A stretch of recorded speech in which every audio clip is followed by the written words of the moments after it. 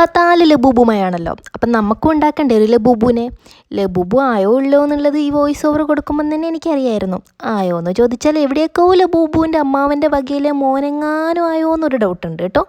എന്നാലും ഞാൻ കഷ്ടപ്പെട്ടുണ്ടാക്കിയതല്ലേ, അപ്പം നിങ്ങൾക്കും കൂടി കാണിച്ചു തരാമെന്ന് വിചാരിച്ചു എൻ്റെ ലബൂബുവിനെ. അത് മാത്രമല്ല, ലബൂബ് എന്താ കുട്ടിച്ചാത്തനോ പ്രേതോ എന്തോ ആണെന്ന് പറഞ്ഞായിരുന്നല്ലോ. അതായത് എനിക്കിതിനെക്കുറിച്ചിട്ടുള്ള ആധികാരികമായ കാര്യങ്ങളൊന്നും അറിയില്ല കേട്ടോ. എവിടെയോ എങ്ങനെയോ എന്തോ കേട്ടായിരുന്നു ലബൂബ് അങ്ങനത്തെ ഒരു ഭാവിയാണെന്ന്. അപ്പം അതിൻ്റെ എന്തെങ്കിലും ഒരു മന്ത്രമോ മംഗളനോ അങ്ങനെങ്ങാനും എൻ്റെ വീഡിയോ കൂടി ഒന്ന് വൈറലായിട്ടുണ്ടെങ്കിലോ എന്ന് വിചാരിച്ചിട്ടാണ് ഈ ഒരു സാധനത്തിന് ഉണ്ടാക്കാൻ തുടങ്ങിയത്.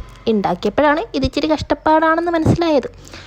അപ്പം മുഖമൊക്കെ ഇതുപോലെ ഉണ്ടാക്കിയെടുത്തു. ക്ലേ വെച്ചിട്ടാണ് ഉണ്ടാക്കിയത്, ഫോം ക്ലേ വെച്ചിട്ട് കേട്ടോ. അതൊക്കെ നല്ല തിരക്കേടില്ലാണ്ട് സെറ്റപ്പായിട്ട് പോയായിരുന്നു കേട്ടോ. ഇവിടെ വരെ വലിയ കുഴപ്പമുണ്ടായില്ല. ഇവിടെ നിന്ന് ഫസ്റ്റ് ടൈമാണ് ഞാനൊരു കുപ്പായം തുന്നാൻ പോകുന്നത്. എനിക്കോ എൻ്റെ വീട്ടുകാർക്കോ എന്തിനി എൻ്റെ കുഞ്ഞുമോന് പോലും ഞാനൊരു കുട്ടിക്കുപ്പായം തുന്നിയിട്ടില്ല. ആദ്യമായിട്ട് ഞാൻ കുട്ടിക്കുപ്പായം തുന്നിയത് ഈ ലബൂബുവിന് വേണ്ടിയിട്ടാണ്. അവിടെയാണ് ചെറുതായിട്ടൊന്ന് പാളിപ്പോയത്. അളവൊന്നും എടുക്കാണ്ട് തുന്നിയതുകൊണ്ടായിരിക്കും. ഈ ലബൂബിൻ്റെ അളവൊക്കെ ഒന്ന് എടുത്ത് സെറ്റാക്കിയിട്ടുണ്ടെങ്കിൽ ചിലപ്പോൾ ഒക്കെ ആയനെ. പിന്നെ അതൊക്കെ അങ്ങോട്ട് പശ വെച്ച് ഒട്ടിച്ചെടുത്ത് ചെവിയൊക്കെ വെച്ചായിരുന്നു കേട്ടോ.